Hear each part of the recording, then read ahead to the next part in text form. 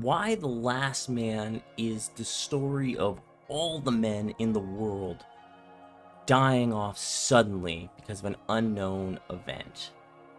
All of them but one man, Yorick. Yorick is 25 years old, but this is the story of what if the last man on Earth was still a boy. A boo boo.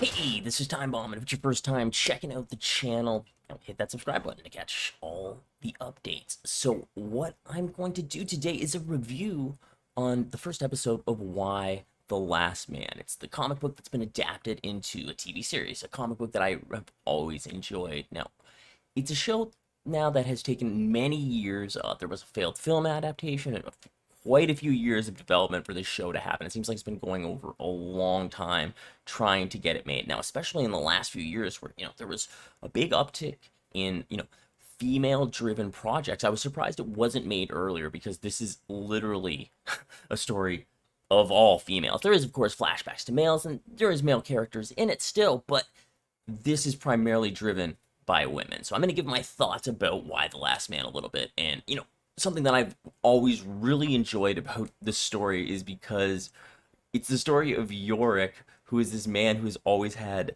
his life driven by women, his mother, his sister, his girlfriend. He's never been as independent as, a man. He's always been a boy still, and he is thrust into this situation where he is the last man on Earth, and still his whole life is now revolved around women. There's definitely an aspect of this that, is appealing to men to be the last man on Earth, to be this object, to be this leader, to be the all-powerful, but Yorick does not embrace any of those traditional notions at all. He's very against type to me. He's very beta male type, something that, I don't necessarily believe in this idea, but in writing you definitely see these archetypes, and that's where Yorick falls into it, and he's all the time becoming a man. That's what the story is in a lot of ways about your last man is the last man, and he is searching for love, searching for his fiance. Now, this is where it diverges greatly from the comic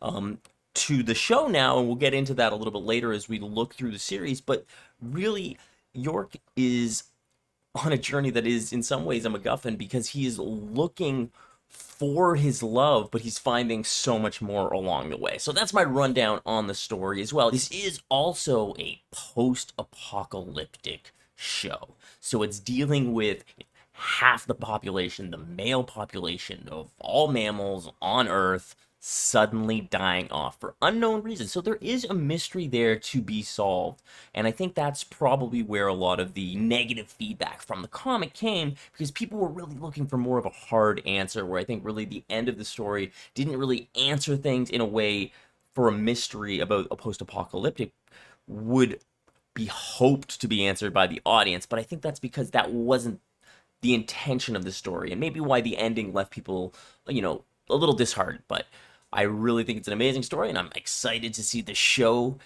adaptation follow through. So I'm going to do some breakdowns, and we're going to start with the first episode, so I'm going to get into it now. So the series opens with the tease where they're on the emptied streets of New York City. Yorick seems to be scavenging with his monkey there, ampersands, of course, and he has a little incident where the helicopter almost falls on him. Nice little start to the series to get you introduced. Doesn't really give you too much information other than that it's a post-apocalyptic kind of scene, and he's making his own way. So then they do the nice little teaser open that they dropped, and the intro, and then the first scene, we again see Yorick doing his escape art. This is very true to the comic and how it started off. Actually, the whole comic, which was such a great aspect of the first issue and how it opened into the series so well, is that the whole thing started with Yorick on the phone with Beth, and then it just kind of intercuts with him taking other calls and kind of jumping around a little bit. It's a really, really great issue that gets you right into the series. It's awesome writing by this amazing creative team behind the series. Now, in the comic, they take that little piece, but he's doing the escape artist for a young boy, which kind of right away shows Yorick's level, kind of, that he's like hanging out with like a 10-year-old. It's kind of his style a little bit, but it shows he's kind of like a wholesome, nice guy too, as well, this whole time, and he's teaching the kid the tricks. It also shows that the the kid's dad is not that into them hanging out fairly, and also that the knock on the door is showing that Yorick has not paid his rent, which will be a running theme throughout the whole episode. People calling him out, his family saying it. Now we go next to Diane Lane. I gotta say, Diane Lane killing it. Just absolutely killing it in this show. Like, it is incredible. Her performances are probably the the biggest positive of the show right now. Is Diane Lane's performance is incredible, and there's a lot of positives to the show, so that's saying a lot. She's gonna play York's mother. She's a senator, and she's kind of a mix of a Nancy Pelosi and almost like a Hillary Clinton, a younger Nancy Pelosi in a Hillary Clinton sort of position of power, where she's been rising up though, but she's a little bit younger than Nancy Pelosi in the modern day, and she's just really shows that she has that political weight where she can really assert herself, and she has a lot of background within that world right here, and she's able to navigate. It starts off with her taking a meeting, and she's decided to kind of take a shot at the president. She also kind of establishes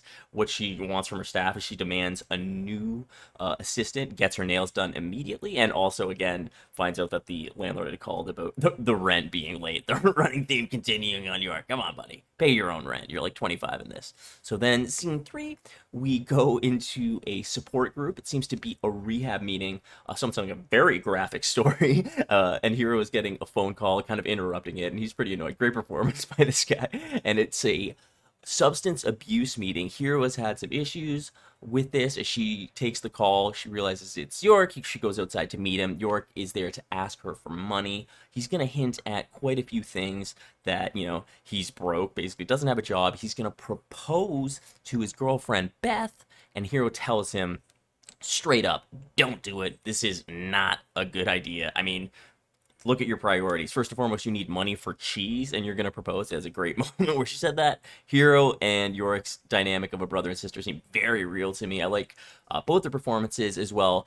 She's there with her friend Sam, whose character who we'll get to see a little bit more in future episodes. It's an interesting aspect because this is a trans character, so this is something they only really gloss over in the comics, but I think because of it's, of modern day, they're going to kind of get into it a little bit more, which I think is really interesting to delve into that, because it would be a very, very real factor when all the men disappear. So the next scene, we go to 355 in Oklahoma, and she's in there working on a bomb. Now, in the comics, 355 is my favorite character. I'm actually not sure if she was 355 or 355. I like to call her 355, sometimes 35. I go both ways anyway on that. She's my favorite character because, she is the James Bond 007, the character who is going to, put things into action in this series. She's going to be protecting York. She's going to be just everything in the series, and her journey is the most interesting to me. She's a very conflicted, complicated character, and I think even the show is showing a little bit more so about this. Her background is in the series, and her relationship with Yorick is a centerpiece of the series, so it's awesome to see this. So right away, she's entered in the series, and I love her opening. She's working on the bomb. She's kind of shows that she's pretending to be someone who's working with this guy who's selling a bomb to like a KKK group or something like that, it seems, and she plays him over, and then after pretending to be in love with him in that moment, she blows him up right afterward, and then she's picked up for a new mission where you're told that the POTUS has a credible threat, so she's going to be put right there to protect him. And I should say, the woman playing 355 is Ashley Romans, and she does a great job. She is nailing the character, the toughness, the attitude, everything about I love about 355. She is just nailing so far in the series, past even thinking beyond episode 1. Episode 1, she does a great job. So now we go to the next scene here at the shooting range, where we have the character Nora, who's played by Marin Ireland, and she's doing another role, playing this media runner or publicist sort of position for the president, and she's kind of covering him. She's kind of relaying too. In the earlier scene, President Brown had been talking about she was going to kind of take a shot at the president, so that shot has been taken, and she's saying that, and they're going to protect the president from getting this question from the press right there, and they kind of pull him out early. She kind of shows that she can cover for herself a little bit. She lies about being a gun owner, even though the president actually does call her out on this. And this is crazy to me. When I was taking a look at the cast, I didn't even realize that it's Paul Grouse playing President Ted Cunningham in the show. Paul Grouse is a Canadian actor for a long time who's just done so many things, from Due South to like Slings and Arrows to a show called Men with Brooms. He's done so many things over the year. I think he did Passchendaele as a film he produced. He's just done so many things for so long in Canadian film and television that it was just, I did not even recognize him in this role, and it blew my mind. He does a great job too as the, sort of right-wing president asserting himself. He does a great job as well. And here we see him kind of be like folksy, but then kind of like you think that she's pulled one over on him, but then he kind of calls her out for being a gun owner too. He wants to see her shoot, which is, a great scene, but she does, I can't remember if they actually do resolve that. Maybe we'll put that in right here if we can remember. And then we go to his daughter. Now, this is played by Amber Tamblyn in this role, and I don't know why. I never expected her to play. I didn't realize what she would be playing. I guess I thought maybe because she was blonde, she might play Beth, but I didn't realize too that that's not the right role for her this at all. So she's gonna play Kimberly Cunningham, the president's daughter, and we see her giving kind of like a panel session for promoting her new book, which is an anti-cancel culture book. And I believe she also discusses that she's like mother of boys, and she's a right-wing conservative voice discussing the ideas of boys not becoming men, which is very pertinent to this story, right? Yorick is, like I discussed earlier, sort of in that stage where he is grown enough to be a man, but not quite in that man stage. And this is kind of the fear that she's expressing. Now, I don't necessarily agree with what she's saying exactly, but this idea is definitely what is being explored through the story, and we can see in the show they're kind of angling at that as well, because a lot of the women that we've seen in so far are very strong women. They're not being dominated by men. If anything, they're trying to take advantage of each of the men so far. Not advantage, but are on equal position with all men. They're not being dominated. They have their own goals, which a lot of times, sometimes you will see the opposite. So I feel like the first actual strong man, like who's able to sit at that level, is the president here in this scene, obviously, where he's going to go and call her out and kind of be. All the other men have been kind of walked over so far, seeing Yorick. So it's interesting to see that. And in that meeting now, we go after her little speech at the panel. It's gonna go backstage, and you see her getting dressed, and her husband is like barely paying attention to her. The boys are running wild, so it's kind of throwing her whole idea of being the mother of boys and dominating them. They're just kind of running wild. It's not seeming the best, I guess, when you see her behind the scenes. She doesn't seem to have control behind the scenes, and we're starting to see some signs of animals dying too, kind of hinting at the apocalypse to come here. We see the boys notice the dead mouse. 355 had noticed the dead horse earlier. So next scene, we go to a dinner party where Senator Brown and her husband meet, and you can see that there's a little bit of tension there before she's called by Nora to meet the president. And this is where they read out the quote. It's no surprise that President Campbell wouldn't heed my call to take internet hate speech seriously. That would require alienating some of his most vocal supporters, like the KKK. The KKK, Jennifer, really? Go on. I was there. He's an old school politician from a bygone era. Really, Jen? Spoke about it as being misogynistic earlier when his daughter Kimberly was doing the book tour behind the scenes with her husband. She said how he was misogynistic, but it seemed like the main thing here was that he was more racist. That seemed like what she was talking about. Or we're getting the racist support anyway, which was funny that that's what mattered to her. Was they basically called him misogynistic when, yeah, you hear this quote. It's pretty devastating. You could see it. You could see how Senator Brown is able to navigate the political landscape and take a shot at the president this way and defend herself. And they have a nice little meeting here to discuss it. And then they call Nora away after the hint about the Oklahoma bomb that 355 had set off earlier. And it was a great line where she said, any bets on their internet activity? Kind of hinting at, notice a lot of the terrorist activity too may have a certain slant. You see that happening a lot. Then they had the informal sit down, and they just kind of discuss how they used to be friends. And says, "Oh, we'll be friends again in 2 years." So implying that she would be even running for president, or he would no longer be president, and they might be able to pick up that friendship again. We will be in about 2.5 years.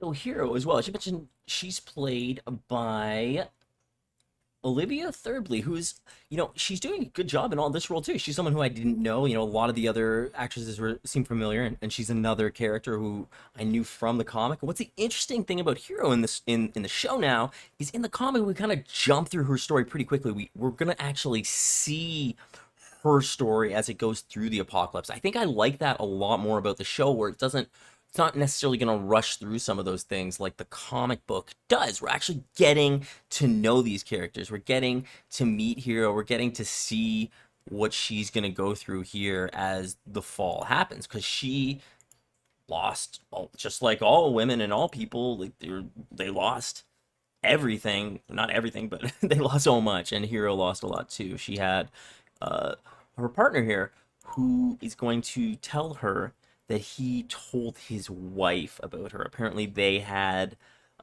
something going on there that wasn't happening anymore, because he told her about them, and it just kind of like she looks really happy about it, and it kind of cuts away from them, and it goes to a very famous scene. Now this scene here is probably the biggest change. Like I mentioned earlier, the whole comic, the whole first issue is a phone conversation between Yorick and Beth, his girlfriend, who is in Australia in the comic. But in the show here, they're having this nice dinner. He borrowed the money for Hero so he could make the dinner, and he's got the ring to propose to her. So this proposal was happening over the phone in the comic. In the show, the proposal is happening. We get to see it play out, and you see how bad it is. Like, just like Hero says, this Beth does not take it well. She does not want to marry Yorick, right? Because the prospects aren't there. It was interesting to me as well, because she says, "We are 27," which he says, "My parents were young too," which 27 does not seem that young to me. That seems like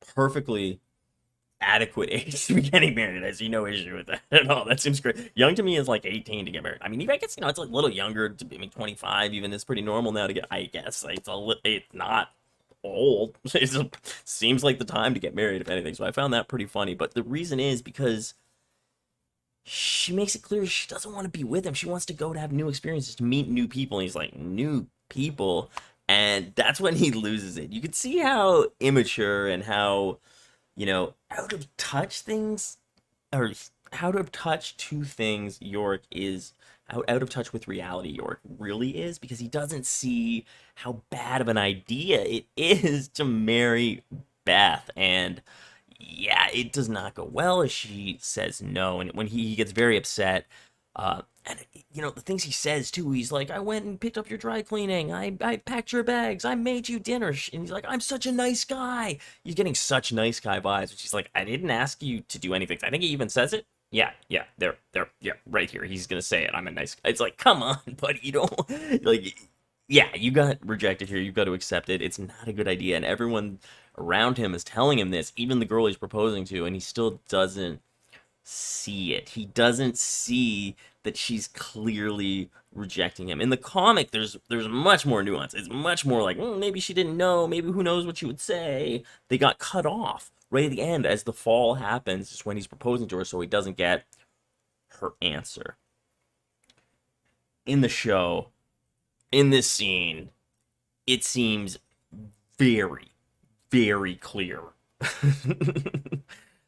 that she does not want to marry him. So yeah, you can see right off the bat, how disconnected Yorick is to his relationship with Beth. He doesn't see it. So it's very interesting how much more obvious they make it in the show than it was in the comics.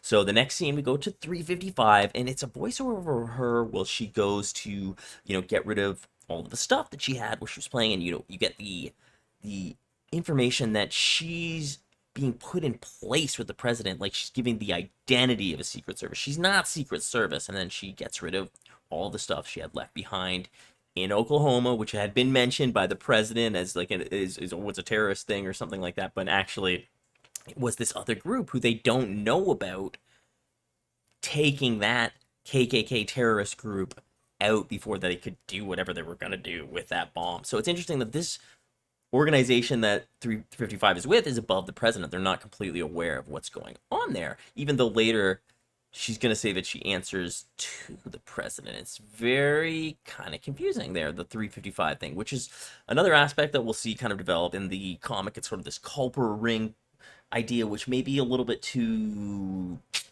cartoony, I want to say, almost, to do in the show. So, I mean, the way it's going, it doesn't seem like that will play very well right now. So we're going to see how that will develop later on. So we are going back to the dinner party, and we get to see that Kim Cunningham and Senator Brown have this little relationship as well. She takes a couple shots at Hero for being drunk, and you see they're kind of going back and forth about Senator Brown calling her dad a misogynist. She did not like that. And then Senator Brown and her husband, who's, they have a private conversation away that clearly shows that they're estranged. They haven't been staying together. He had an affair, but she wants him to come back, but he doesn't want to come back, and he makes it clear that the relationship is over. And when they go back inside, the president is making the speech about his family, and I struggle to understand this long speech where he's talking about his daughter and his wife and how she kept the home and had the family all together, and then it dawned on me, her marriage is breaking up.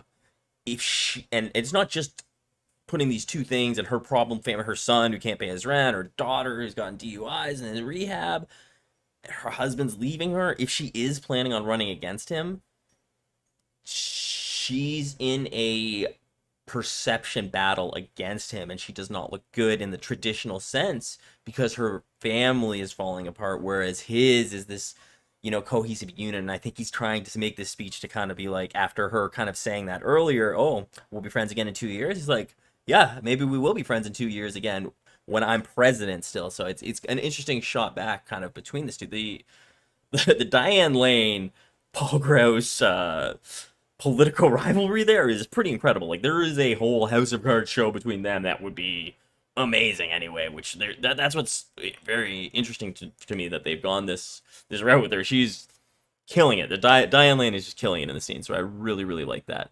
Then we see Nora getting home to her family. We see that she's not really able to be involved. She's trying to get this bounce castle sorted out for their birthday party, but then the dad is kind of being the one who's taking care of the kids the whole time, even when sick, and he's the one who's called, so he's going to go to them. So you kind of shows that she doesn't get to be as involved with her family as she might want to. Then we go back to the ambulance, and Hero and her lover are kind of talking about his breaking up with the wife. He doesn't want to answer anything. He goes outside. There's like a weird dog there, and when he's outside, she sees his phone that his wife has messaged her. He was lying. He hasn't told his wife that he wants to break up with her at all, so Hero's pissed. They get into a weird little fight, and she ends up killing him in self-defense. When I first watched it, I wasn't so sure about that, to be honest, and I was rewatching very closely again, and it was definitely self-defense in the situation. It's like she just was he like definitely was like being wild and pushing her and stuff, so it was not good. It's definitely self-defense. She's obviously super upset because of that. She's just killed her lover and has to deal with it. Seems like she sat there for quite a few hours as well. So it then, this is when the climax of the episode happens, and there's a scene actually too, I think somewhere in there, where there's like a date too, where there's stuff getting very weird. There's a horse running by all wild. There's the rats running by all wild. There's a bunch of super plague stuff. All the hints are kind of happening as something's going down. And then we get to it's kind of the morning the next day. 355 is making her way through clearance. There's a very high-level meeting. The president's there. Senator Brown's there. You see all the staff's there. Everyone, a lot of groups there. We know that there was the thought about the credible threat. So it seems to be, things are hiding. We know what's going to go down. We don't know exactly how it's going to go down. What's going to happen. Nora is making breakfast. She's gonna be late to get to the White House. Her son and dad are upstairs still, and kind of hinted at they're probably, we know what's happening to them. And the police are knocking at the ambulance. Hero is sitting with the body, and then everything falls, and we see, a bunch of death and mayhem. We see that, even 355 doesn't know what's going on at all. That's all the information she has. If we suspected her at all, she seems pretty clueless.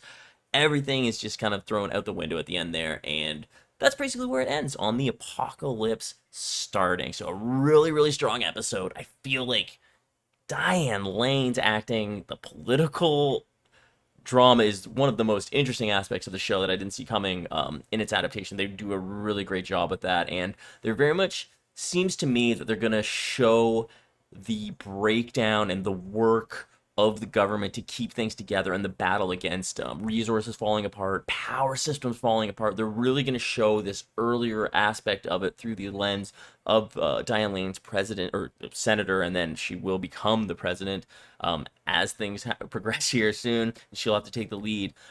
But what I see it very slowly playing is this is going to lead to the rise of the Amazons as well. Like we're seeing Hero's story, and where she's going to end up is with a super militant, Amazonian inspired group that like cuts off their breasts and like is anti-man, wants to kill people, take resources, super brutish and trying to like kill the old way. So I think it's going to kind of show her kind of descent possibly into this group and helping them. So it's going to be very interesting to see this divergence between, you know, the president's, you know, Senator Brown and Hero and Yorick. They're all going to be on these different journeys, and I think it's going to be very interesting to see how they diverge and how they come together. So I'm very excited for the show. I think it's going to have a lot of interesting aspects. I mean, a big thing I didn't talk about too much is the difference with Beth being in Australia in the comic versus in the city. She was there with Yorick, much easier because in the comic it's all about